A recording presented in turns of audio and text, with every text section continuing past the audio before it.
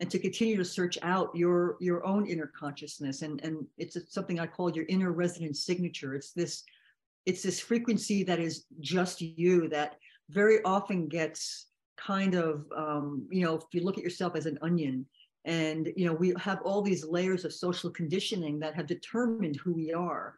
But then there's this inner resonance frequency signature that is specifically us. And that once we can peel off all this social conditioning, we get to see who we are. We get to feel who we are. And you will always love that who you are.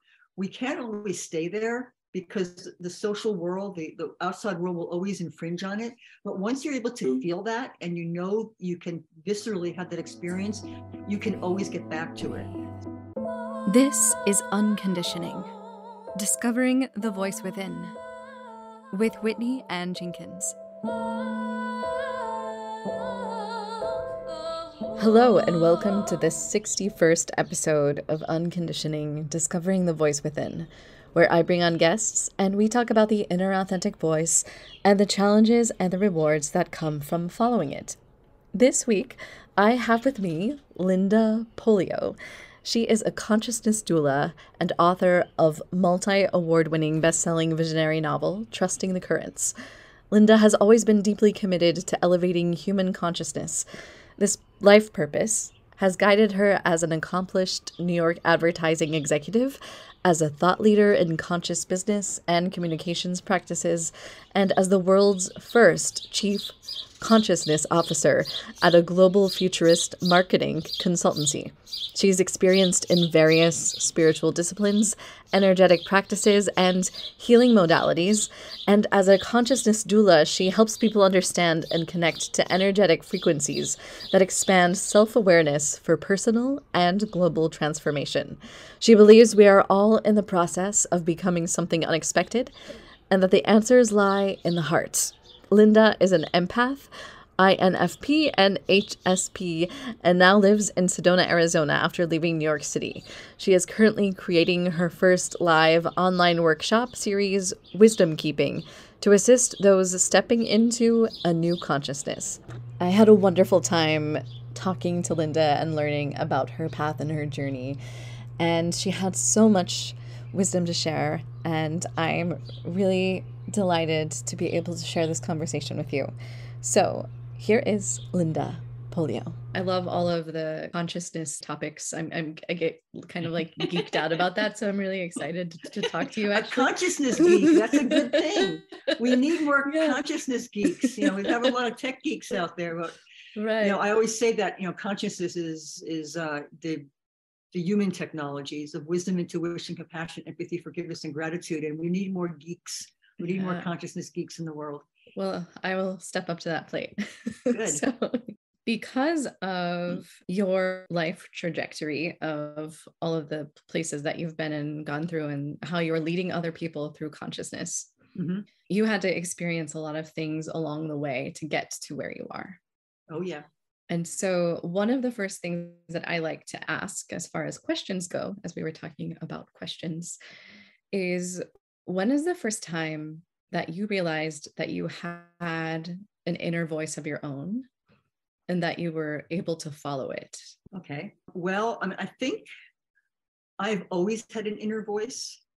I think when I was young, my inner voice was probably stronger. It was actually way stronger than my external voice. Because I was very shy as a child. I stuttered when I was a child.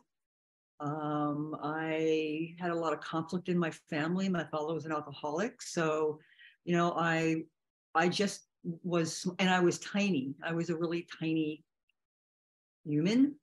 So I think I really didn't feel so connected to the planet in many ways and didn't feel connected to other people. So I had a very strong inner life. I was highly creative, and I was communicating with insects and having all kinds of what would now be considered mystical experiences. But when I was a child, I didn't know that. So I had a very rich inner voice when I was a child. But of course, as you grow up and people tell you that it's your imagination, you have to do this or that in the world to fit into what is expected of you, that inner voice started to disappear, because I didn't trust her, Right. because everyone told me I couldn't trust her. So, by the time I got into my 20s, and I was by that time beginning to think about moving to New York, which was always a dream of mine. And I was very high energy, and I didn't really know what I wanted to do, but I was sure that I could conquer the world, which I think every 22-year-old thinks they feel that way when they're getting started out. So, that inner voice really took a back seat to my external needs to fit into what I wanted, what I thought I wanted for my life anyway. I've sort of lived the life that man makes plans and God laughs. I've always had plans for my life that always went into different trajectories, and it took me a long time to accept that I needed to listen to the inner voice. And the inner voice is there whether you listen to it or not. Right. And it will come out as unexpected events if you're not listening to it. So those things happened to me. So I spent most of my 20s not listening to my inner voice, and trying to find my place in the world, and living in New York, and doing this job and that job, and kind of stumbling around. I really never had a focus that I wanted to do like many people did when they went to school. I mostly just had a feeling that I was here for something, and that it would eventually be revealed to me. But in the meantime, I had to fit in, I had to make a living. So I stumbled around in different industries and different careers for most of my 20s, until I found advertising.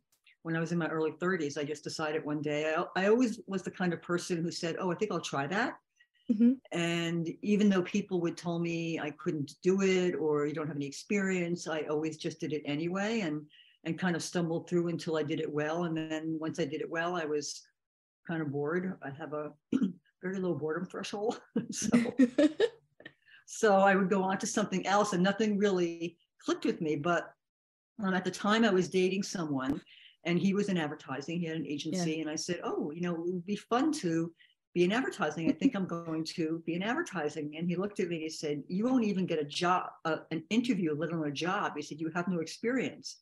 So I said, okay, that's true. But so I wrote a letter to about, 10 or 12 heads of advertising agencies. And I gave them all the reasons why they shouldn't hire me, because I knew what the objections were going to be. Right. And then I said, if you meet with me, I'll give you the reasons why you should. And when out of that letter, I got maybe 6 interviews, and I got my first job in advertising. And so that worked for me because it was a creative, then, I don't think it's all that creative now, but then it was still a pretty creative industry. So it allowed me to be creative. I'm very creative. And even though I do art and I obviously write, it's creativity is more who you are, because it comes out in everything you do. If you're creative, whether you're making a meal or decorating your apartment or interacting with people, your ability to be creative is basically your ability to adapt to situations and create new environments and new sort of directions for you. So I was always very creative. So I was in advertising for quite a while. I ran new business for agencies. I went up the ranks to executive positions very, very quickly, very unexpectedly quickly, because I was very good at bringing in new business, which is what I was doing. And at the time, I didn't really know it, but I think my ability to work with sort of sales and new business was based on my ability to be able to read people. I'm very frequency focused, and I can feel the frequencies in people. So I was very able to create very strong relationships very quickly, that people trusted me and they could trust me because I would be honest. So it was trust me. I never did anything I didn't believe in. Even if I eventually left advertising because it wasn't for me. But when I was doing it, I mean, we evolve, and we very often sort of have a problem with, thinking that once we've done something, we think it's no longer good. So we sort of condemn people that are doing it now, but that's not the case. I mean, whatever you're doing right now is where you're supposed to be. So I think that was how my inner voice got going. And then it just, I didn't listen to it for most of my advertising years. And I think it really came back with a force. I took care of my father for a year before he died. And I hadn't seen him in 17 years. And when I got the call that he had a heart attack, I had at that point been doing some energy work. I had learned therapeutic touch, I had learned Reiki, and I was just beginning to dabble in the energy medicines. And he had had a major heart attack. They expected him to die. I drove to Pennsylvania, where he was living at the time, from New York City, and I started doing energy work on him. And he came out of his coma, and he got out of the hospital, and he said, "I just want 1 year with you kids to make up for everything I had done." So the last year of his life, he never drank. I took care of him, and we very much had a redemption of our family unit in that time. You know, we all got together again, and I think, you know, we got to see our father as the man he was, and not the father we needed him to be, which was very different. You know, when you need a father and he's not there, you don't look at where he's come from. And, you know, my father was orphaned, and he had a very rough childhood. So it enabled me to see him, that he was never able to really grow beyond that point. And he probably shouldn't have been a father, but this is the culture that everyone's a father or a mother. So that's what happened. So I took care of him for a year. He passed, and about 3 days after he died, I heard a voice say, "Go to Sedona," which is where I live now. And but I didn't until 3 years ago. And I decided to get on a plane. And 3 weeks later, I was on a plane. I had no idea why I was going, how long I was going for. And I got here, and I stayed for 5 months. And in those 5 months, I kind of reawoken that inner voice. I reawoken all my childhood spirituality and consciousness and all the things that had been part of me that I had suppressed for literally decades now at that point. And it was a very mystical time for me, and it really set me on a new course. And that was the beginning of listening to my inner voice in my adult life. Wow, yeah. So New York City has a very different frequency than Sedona. Yeah. Which do you want to talk about the difference of those energies a little bit? Yeah, and how that supported you? When I was in school, I was raised in a very small town in New Jersey. I mean, I literally had 68 kids in my graduating class, and we all knew each other from kindergarten. So it was, you know, it was more rural at the time. Now it's not, but it was very rural at the time, and we all knew each other. And New York City, even though we were only an hour's drive from New York City, it felt like we were on another planet. We had no connection to New York City at that point in time. But from the time I can remember, I wanted to be in New York City. And when I finally got out of, school, college, I went to New York City, and I loved it. And New York was my town. My heart is still in New York City. It has, the thing I love about New York the best is its diversity. Yeah. There's nowhere in the world where you can be with the amount of people, different thoughts, different races, different religions, different everything, and everyone is accepted. No one cares what you believe or think. We were all New Yorkers. And I think, and if you're a New Yorker, that's what comes first. And we're, despite the reputation that New York had, it's a super friendly town.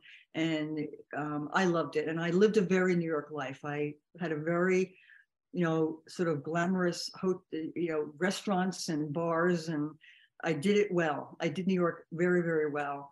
But I got to the point where, as I got older, I had done it all in New York, and I really didn't want to work in the same way. I had moved from advertising into conscious business practices, and I had been doing that for years in New York, which, was different because it was really at the beginning of consciousness, and people didn't know what it was. I had to explain it, but I was working in consciousness for, quite a while in New York, but I got to the point where it was time for me to go.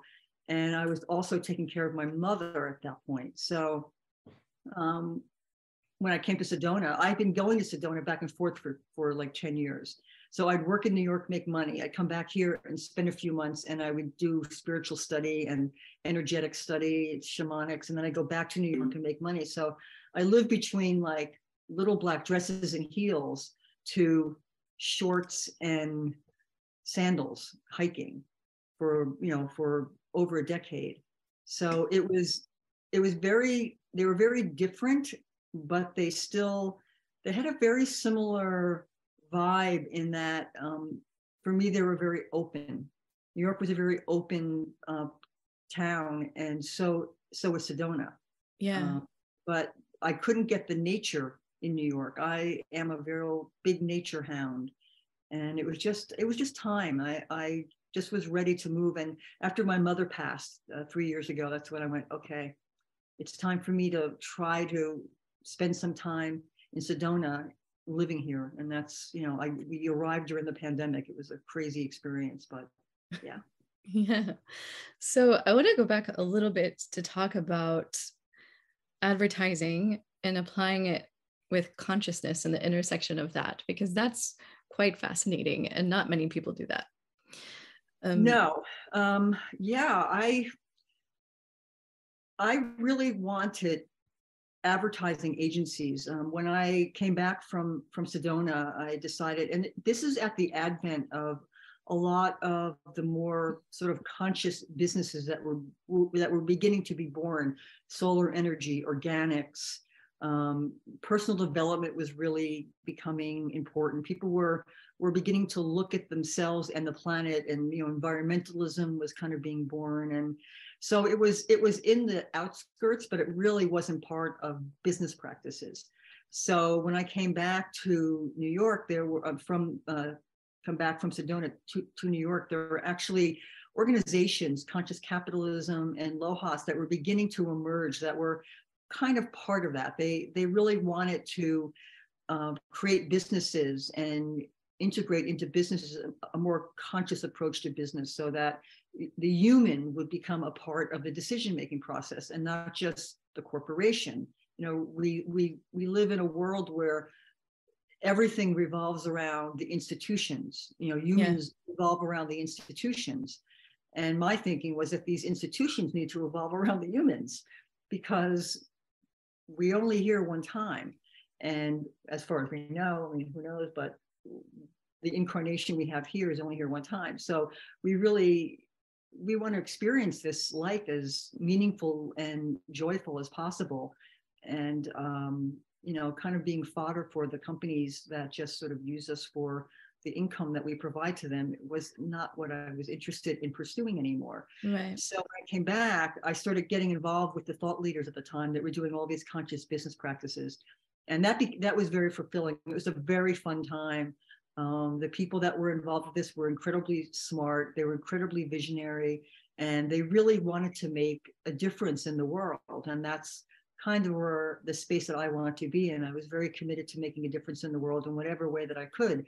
So what I tried to do at the time was convince an advertising agency to create a chief consciousness officer position, because I believe that just as when digital technologies arrived on the planet and corporations didn't understand these technologies, so they had to create a new position called a chief technology officer, someone who understood these digital technologies and could bring them into their consumer and into their employees and into their partnerships. So I looked at consciousness as the arrival of human technologies, which basically to me are wisdom, intuition, compassion, empathy, forgiveness, and gratitude. And I thought that corporations would benefit, and they could benefit their employees and their consumers by installing a chief consciousness officer, someone who understood these technologies and understood that consciousness is a technology and our frequencies just as digital is. And digital technologies are really more masculine. They're very external. They're all externally oriented, where consciousness is an internal technology. It's more feminine based, so it's more subtle. So you have to have a certain ability with hearing your inner voice and with going internally into your inner universe, because our inner universe is as expansive as our external universe. but we don't spend much time in there. So we don't understand it as well. It's like the ocean. We know very little about what's going on in the ocean. It's a very similar analogy, because we don't spend much time down there searching, and we don't spend much time inside our inner universe learning about what the technologies of our consciousness are. So that was really important to me. So I spent years meeting with the heads of agencies, trying to convince them to do that. And I got close a couple times, but they just didn't see, the sort of financial benefit to it, even though I thought it would be an enormous financial benefit to have a visionary position like that within the organization. It would really show leadership in a way that most companies don't really have that kind of leadership. But I failed. But finally, I convinced a global futurist marketing consultancy who was looking to me. I had taken care of my mother a couple of years when she had a stroke. And when I came out of that, I had been consulting in conscious business practices for a number of years, but I was so exhausted, I decided, let me just get a job for a while and just do something for someone else and not really have to set myself back up again. So I found this position for a futurist marketing consultancy, and it was really a new business position, which I had done a million times. But after I was hired, I convinced the owner to give me the position as the chief consciousness officer. And she, to her benefit, she really understood the potential of that. So that was my first time that I was able to really sit with corporations and with this chief marketing officers and chief executive officers of very large companies and begin to educate them to what consciousness was and to the benefits of working with, the inner voice that comes with being human. So I did that for about 1.5 years. And then I decided to start my own consultancy again, because I was really very passionate about the work I was doing. And that's all I wanted to do. And so I quit my job. And 4 hours later, my mother fell and shattered her femur. And I went into 9 years of 24/7 care. Wow. And during that time, right before that, I had been working on a project, and I had begun to hear the voice of an old Black Southern woman. And that was an inner voice, but it was not mine because I'm neither Black or Southern, but she was a very powerful voice. So I started writing down her words, and I won't go into the long story behind that, but 2 years later, I had the first draft. It was the channeled first draft of what became my book, Trusting the Currents. And then that's when my mother basically fell. And the whole time that I was taking care of her, because I really, after a couple of years, I almost couldn't do any work. It was 24/7. It was a very intense time. And it was a very deep, dark night of the soul for me. I went into very difficult self sort of analysis of where my life was. And, when your life goes in a position that you didn't expect it to go, you really look at yourself and you really look at what your expectations are. And it's really a time of self-examination of your identity. And you have to really look at, is this who I really was, or who am I really? So that's kind of how I got there.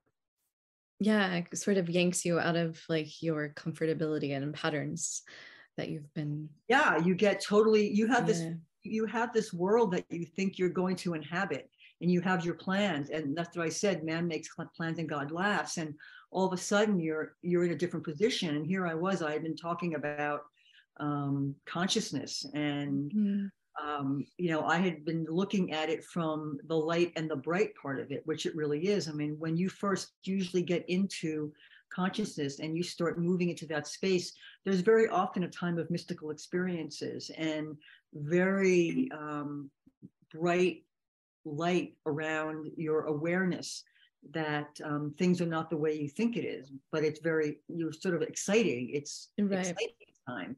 But eventually, because consciousness is not all light and bright, you will eventually go into some kind of dark night of the soul where you question everything about the world, everything about yourself.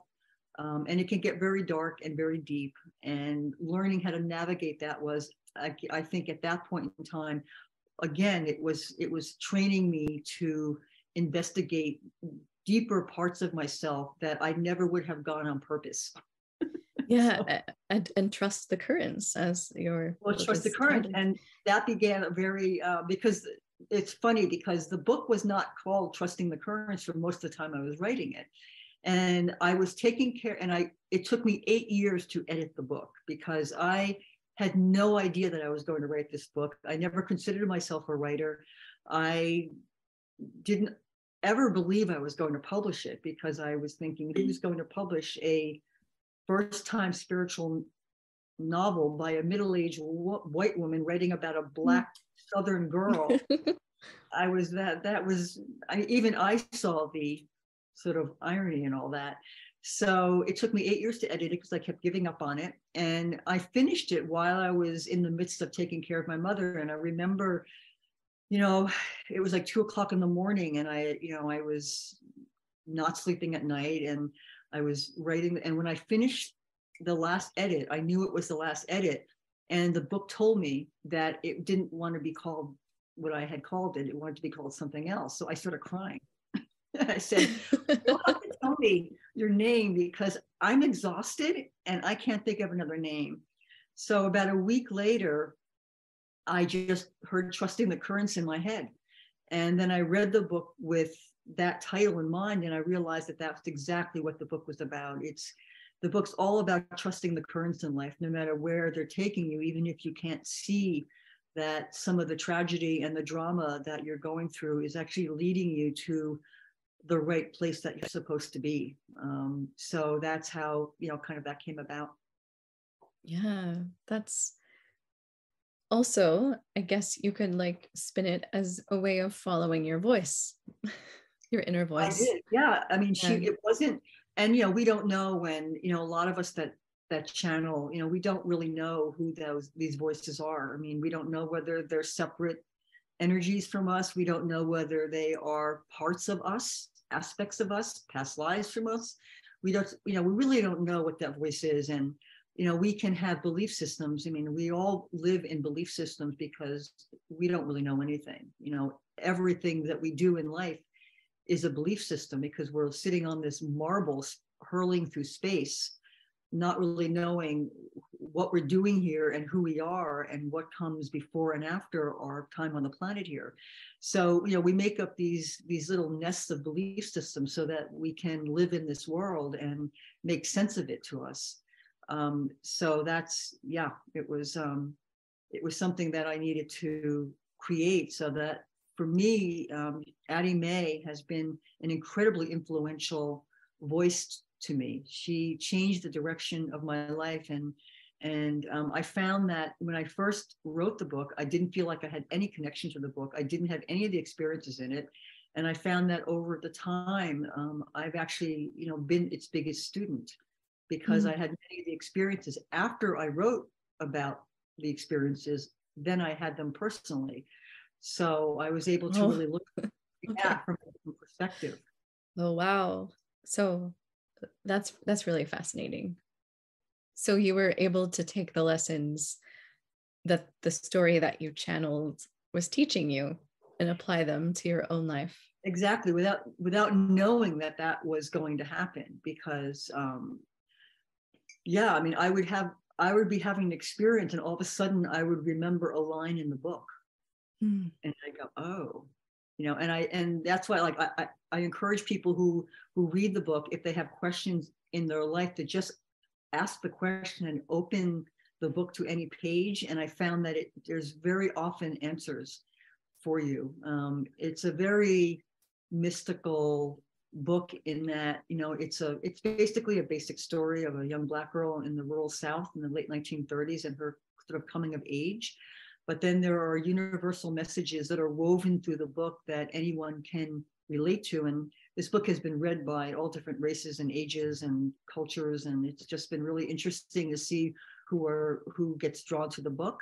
Yeah. And there's an energetic frequency embedded in the writing which brings the reader into their heart as they're reading it. So many people feel a very deep connection to Addie Mae when they're reading it, because she brings you, as she tells you her story, she brings you into your own story. So I have found that, you know, Addie Mae has been this incredible influence in my life, and, you know, she never really existed in any, you know, real way for me. Wow, that's really powerful. It's been, you know, it's been an incredible, I mean, I think the book has been, for me, the most meaningful thing I've done in my life, except for probably taking care of my mother, because that was such a powerful experience, because it lasted so long, and it was so difficult, but it was something that, you know, I think, you know, we all have mothers, and you know, we don't really know what mothers experience in raising us, because particularly, you know, I think my generation was the first generation of women who really had a choice in life. You know, my mother didn't have a choice. You know, she grew up and she had to get married, and she was my mother was the first female elected town clerk in New Jersey. So she was a very pioneering woman in her own way, although she never would have understood her being that way. And she accomplished way more in her life than I've ever accomplished in my life. Yet it was in small ways that most people wouldn't really look at.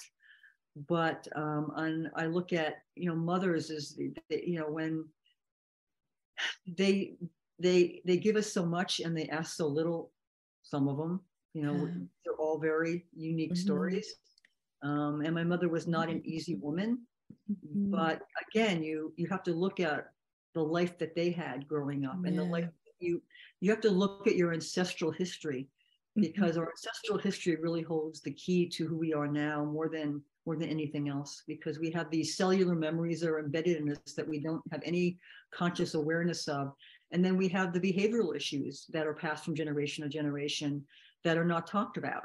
So right. So perhaps taking a peek at the undercurrent, yes, and allowing that to kind of like bubble up to the surface so that we can trust the current.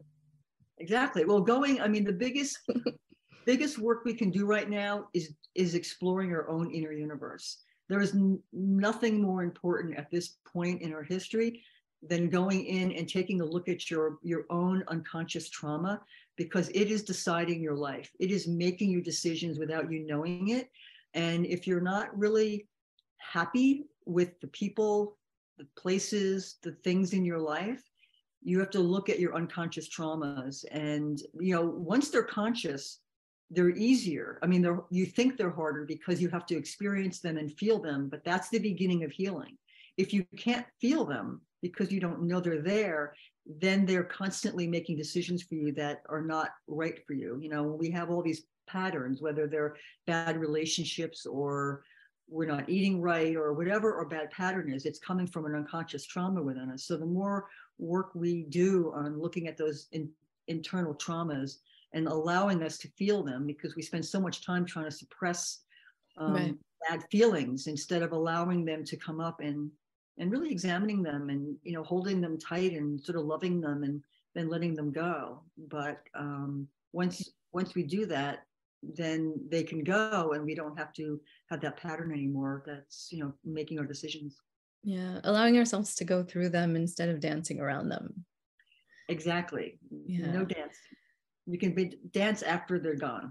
Yes. So you seem to have had this sort of like voice that you followed throughout your life. Was your family encouraging of you following this voice? And did they have any kind of, were you growing up in a spiritual household? Like, how did you come across these concepts of being able to like even be able to define the term of consciousness?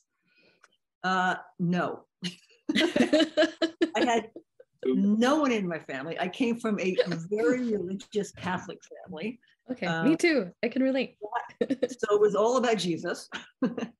And I did as a child have a very strong connection to the Virgin Mary, but I was always really connected to, you know, divine feminine energy more than anything else.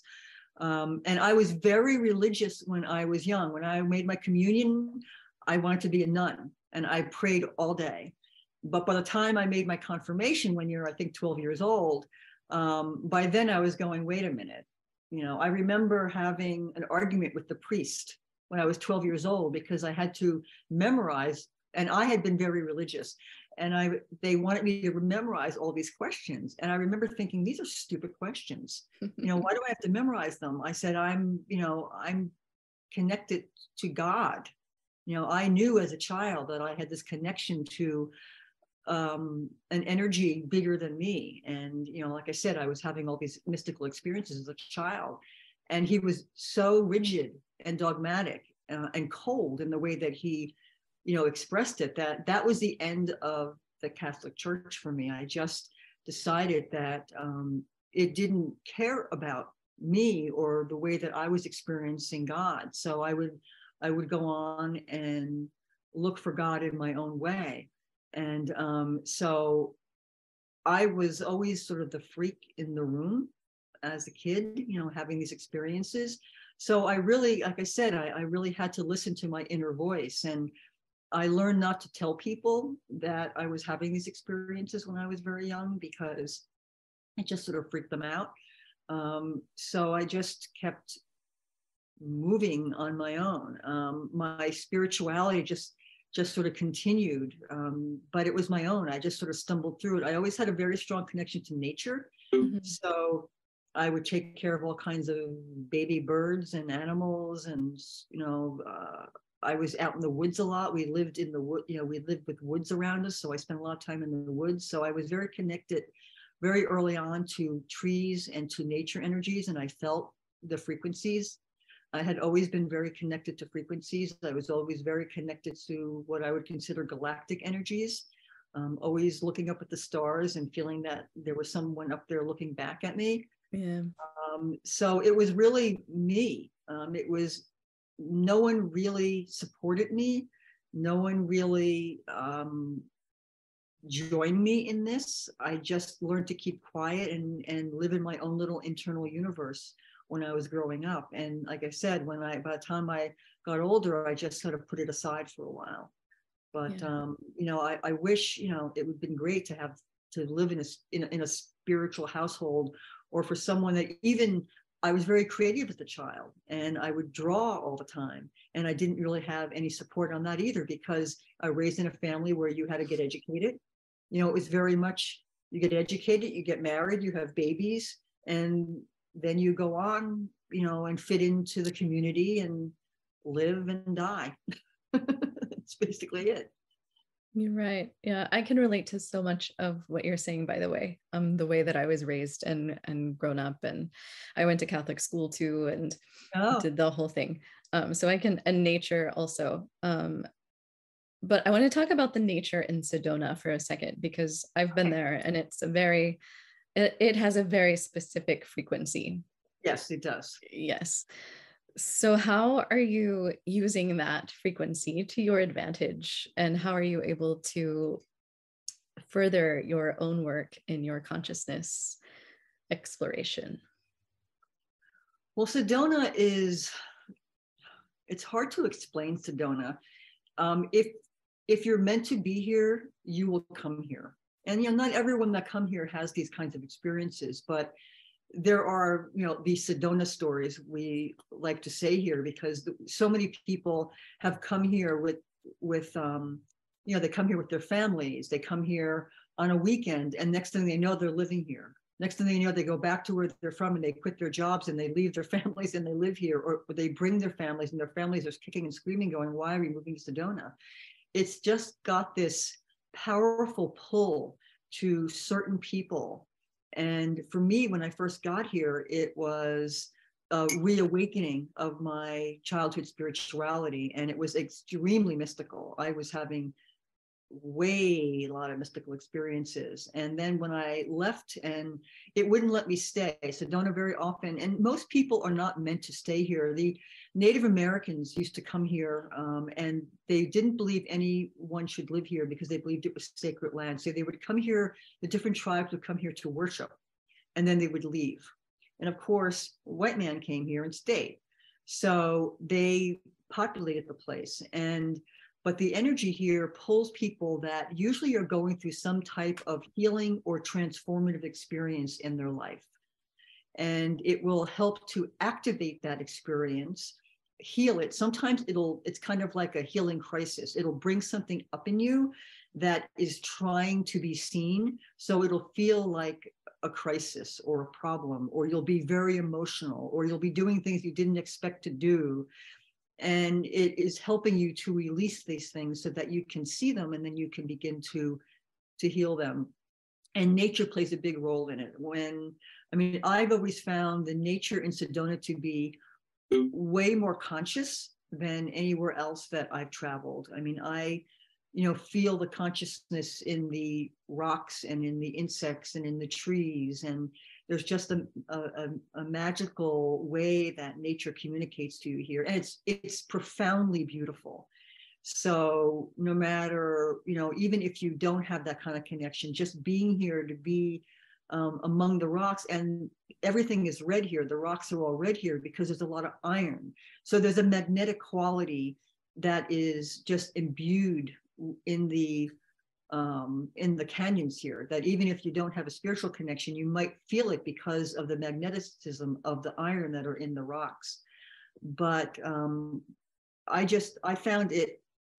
find that it holds me to the planet. It grounds me in a way. I'm very cosmic in very many ways. I go up before I go down. Yeah.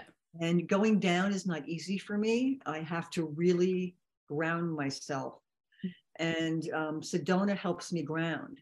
So when I'm really freaked out about something, or I'm feeling disconnected from the world, which right now happens a lot because the world is so crazy, I go out and sit under a tree and talk to the tree, and it's amazing. And I wish more people would do that. They don't realize how powerful nature is, and just ask the tree and ask the ground to just take the energy and ground it in, and it totally opens me back up again, and totally frees me of it's almost like an energetic cleanse to kind of release some of the the trauma that's banging around inside.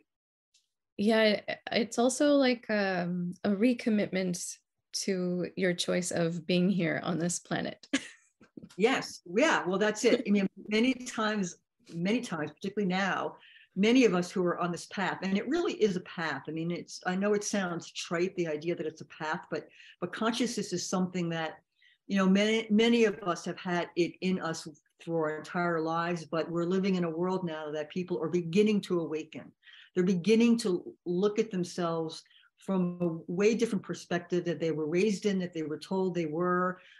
They're not sure exactly what's happening. It can be very confusing and very scary, and particularly in the beginning, extremely isolating, because mostly you'll be around people that will not understand you, that will not understand what you're talking about, and you'll just want to be normal again. But once you're out of the cave, there's really no way of going back.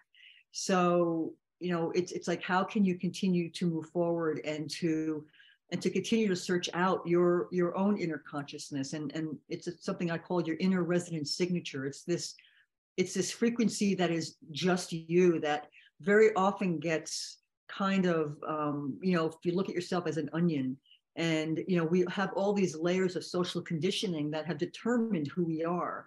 But then there's this inner resonance frequency signature that is specifically us, and that once we can peel off all this social conditioning, we get to see who we are, we get to feel who we are, and you will always love that who you are. We can't always stay there, because the social world, the outside world, will always infringe on it.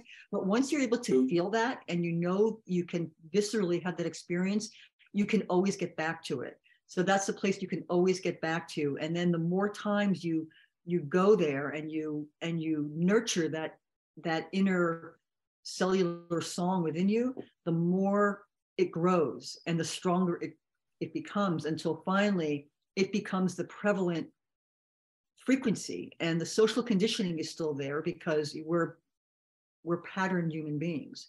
we're patterned from a time we're born, and we're not going to totally release all this patterning, but we can learn that everything we think we know is just a belief system that has been patterned into us, so that we can let go of it, so we can be less controlled by our environment, less controlled by institutions, less controlled by our own emotions.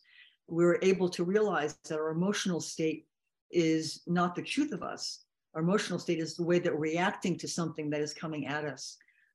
So it's very important that we kind of get to that inner part. And being in nature is a big way of getting there, because nature will always show you who you really are. Oh yeah, I love that.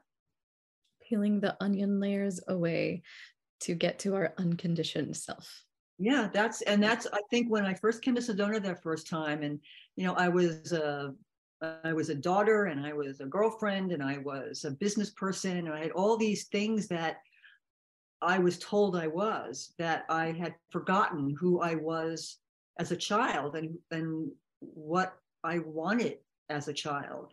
And when I first came here, and I think the Buddhists call it plunging, when you take yourself out of your environment. And I highly recommend people do this. It's harder to do it now with the way the world is, but you take yourself somewhere alone, where it's very different. And Sedona for me was, I had never been to the environment before. I didn't know anyone here. I had never come this far west really at that point in time.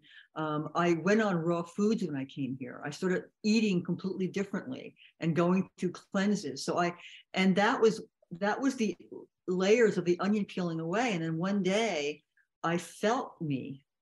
And I remember the feeling of, oh, I love her. I forgot who she was. And so that was the place that I tried to build my next life. And that's why when I came back, I started being in conscious business practice, even though I wasn't getting any money and I didn't know anyone else that was doing it.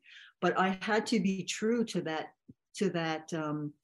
resonance that I had found in Sedona. And I wanted to cultivate that and create from that. And when you finally get back to that sort of zero point within you, you have to start over again. It's a starting over. You have to find out who that person is and what she really wants or he really wants, and then move from that space and start learning and developing and start attracting people who are willing to see you as that person, instead of people who are trying to keep you as who you used to be, so that they don't have to change. And that is a big thing that's happening now.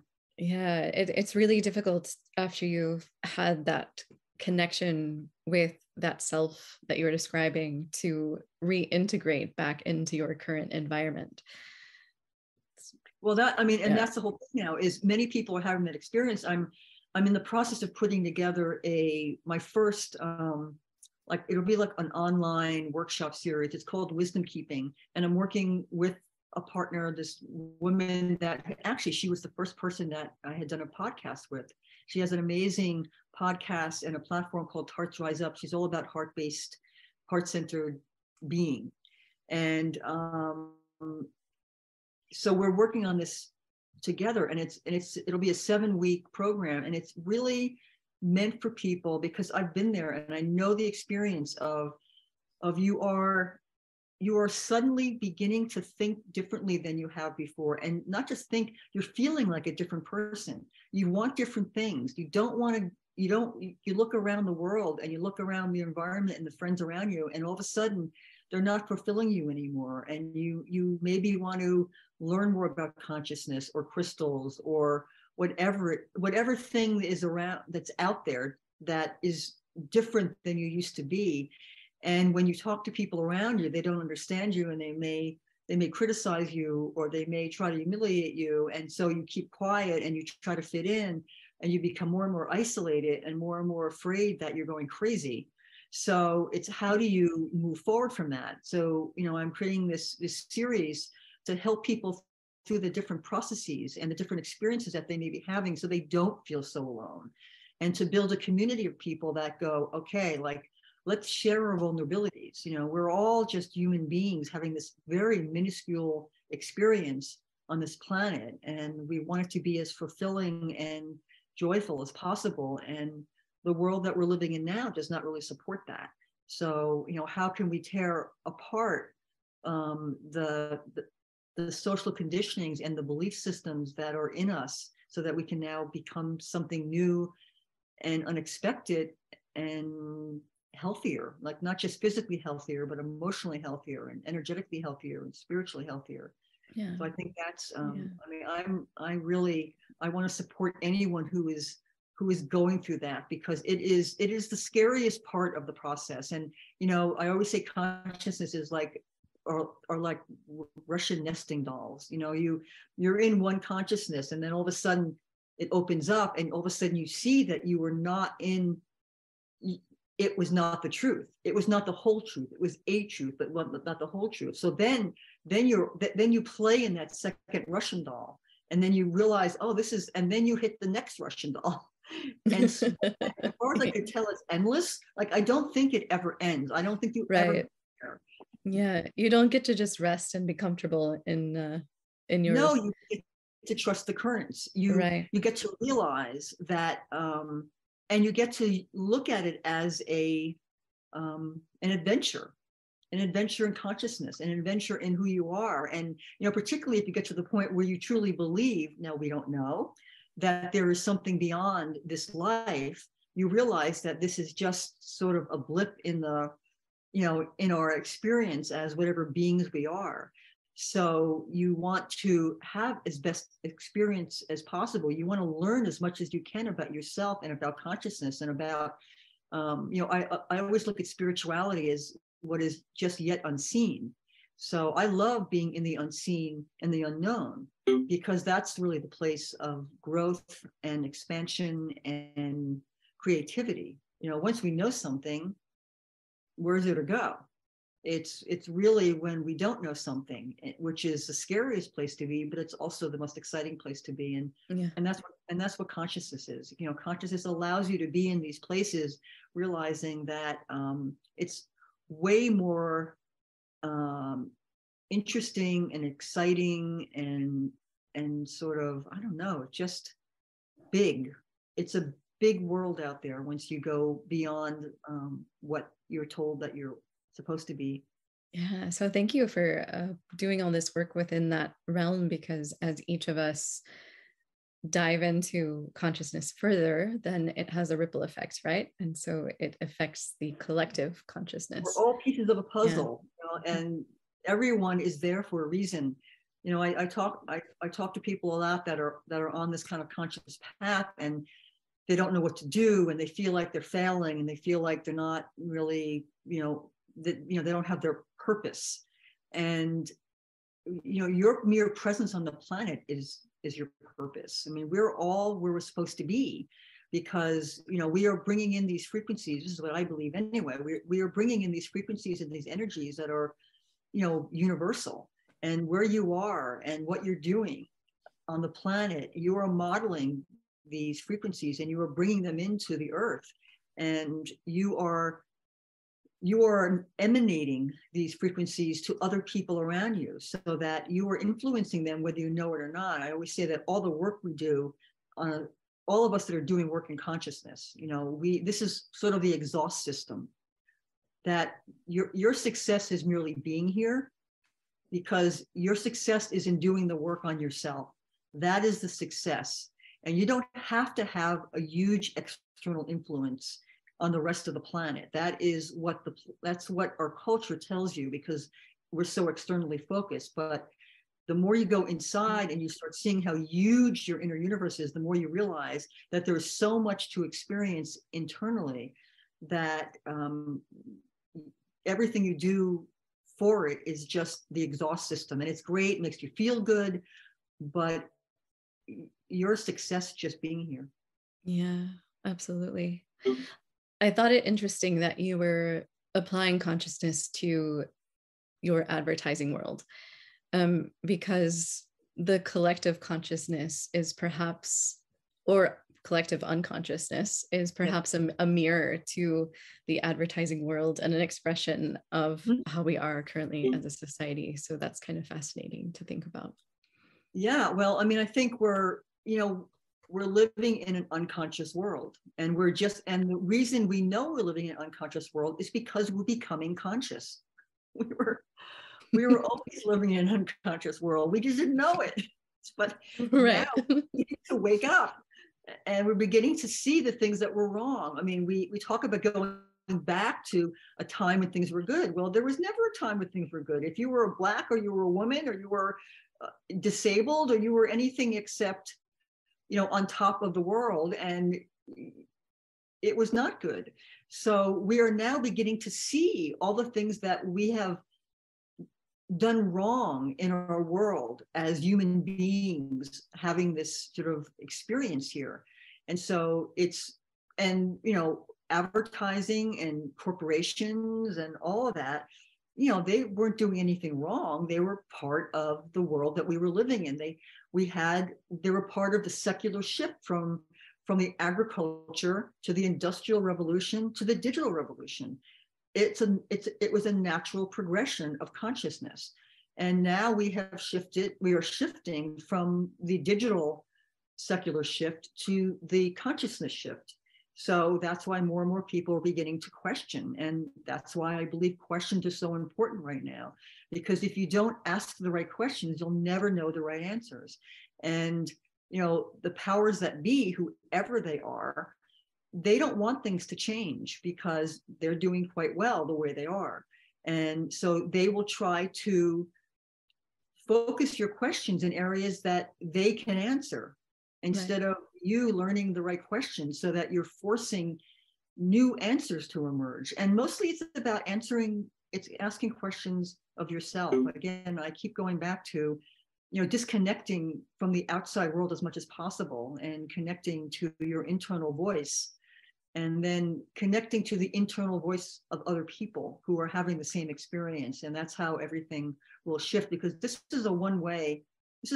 We're not going back. There is no going back to where we used to be. I have a poster in my bathroom. It was my mother's campaign poster in 1978. And I look at 1978 was 25 years ago, 50 years ago. Let's say if you look at 50 years ago, it's basically what, 1972 is 50 years ago? Is that right? Nothing. And if you look at 50 years before that, it was the 20s. Yeah. So look at how we've changed. It changed from the 20s to the 70s. Now we're from the 70s to the 2023 we're going into. How much we've changed. Can you imagine? And everything is speeding up. So our changes are becoming so quick that in the next 5 years, we won't recognize who we are as a species, but we get to choose who that is. And, we get to choose, are we going to be going into a time where we're more controlled and we're listening to AI and we're going into deeper technologies where everyone has to decide, I don't know, it just seems very cold. Or do we want to go into a time where we're really looking at our deep humanity and we're getting back into our own consciousness and are interconnected to each other and to the planet? I mean, do we want to go find Mars and populate Mars, or do we just want to make Earth healthier? Right. Yeah. And connect to ourselves and the technology of energy, which can be even more advanced than the latest forms of technology that are out there. These are technologies. It's just that no one is researching them. There's no money going into the investigation of consciousness and the frequencies that are involved in consciousness and the frequencies of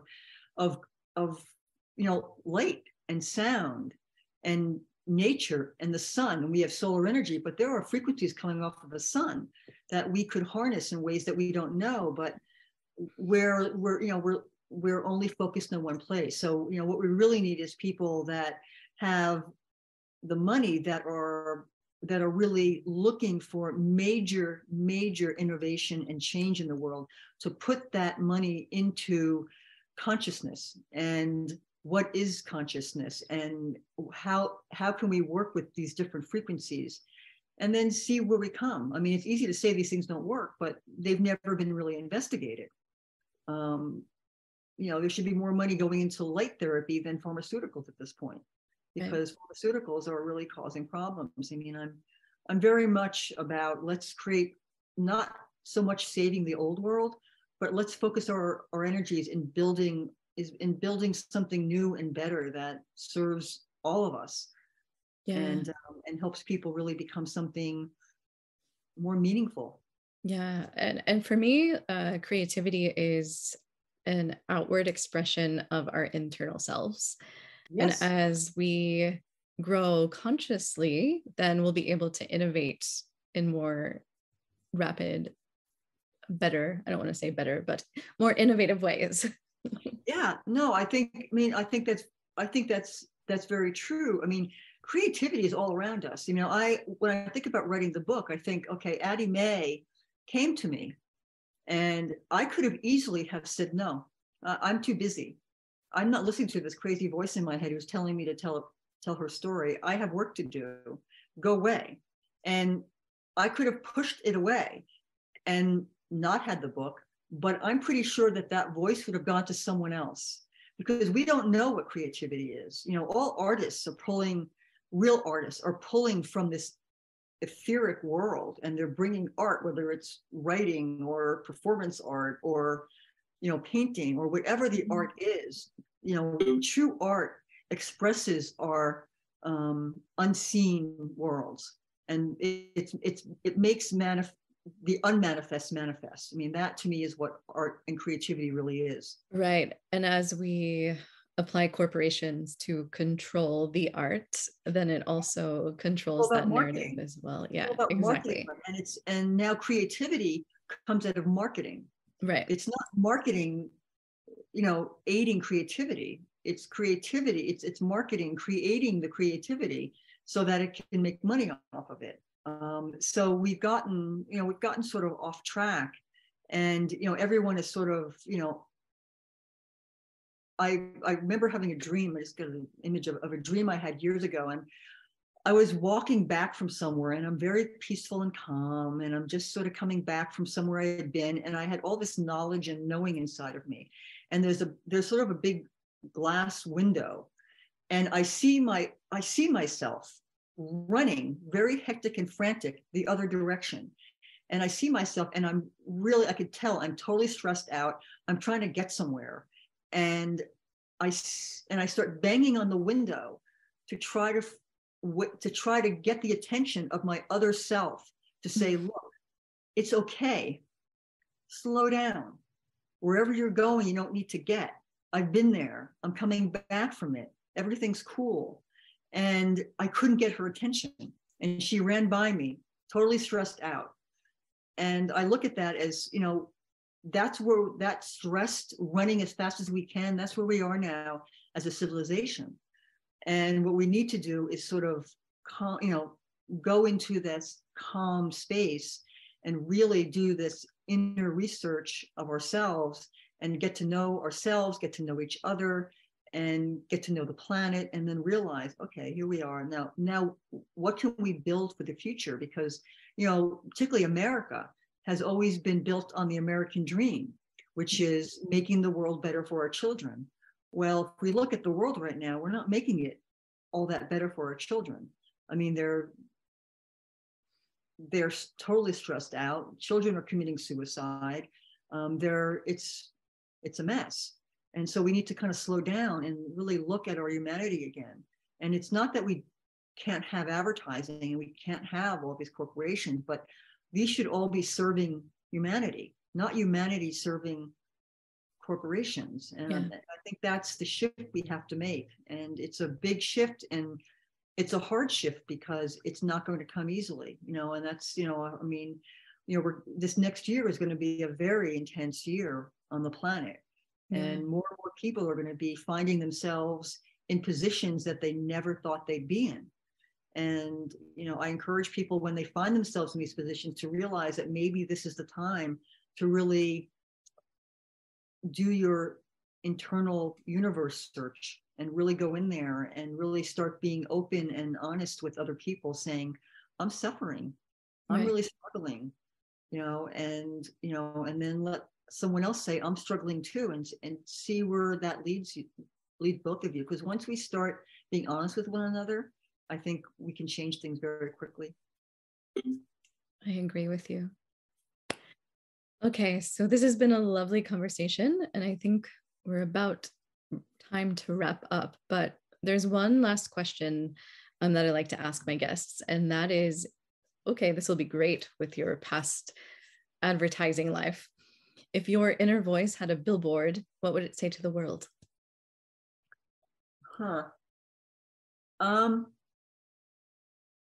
I'd probably say the answers lie in the heart. I believe that the heart actually has a bigger energy field than our head, and that has been documented by science. Our mind does not have as large an energy field as our heart does. We just don't spend any time in our heart because it's where we store our trauma. So when we go into our heart, we've all had our heart broken by something in our lives. So we don't trust our heart. We trust our mind because it allows us to navigate life to the best of our ability, but we don't really trust our heart. And I believe that our heart holds the answers to our future. And I think the more people that are willing to take the risk of going in there and learning about what's in there and then connecting their heart to other hearts, I think that's really the future that we want to inhabit. Yeah. Thank you so much. Thanks, Whitney. Thank you so much for joining me this week. If you're listening and you like what you hear, please consider subscribing and rating this podcast, as it really helps get this podcast out to other people who might be interested in hearing it but don't know about it yet. And also, if you'd like to contact me or reach me, you can reach me at unconditioningpodcast@gmail.com or unconditioningpodcast on Instagram. Thank you so much. And until next time, stay tuned in to you.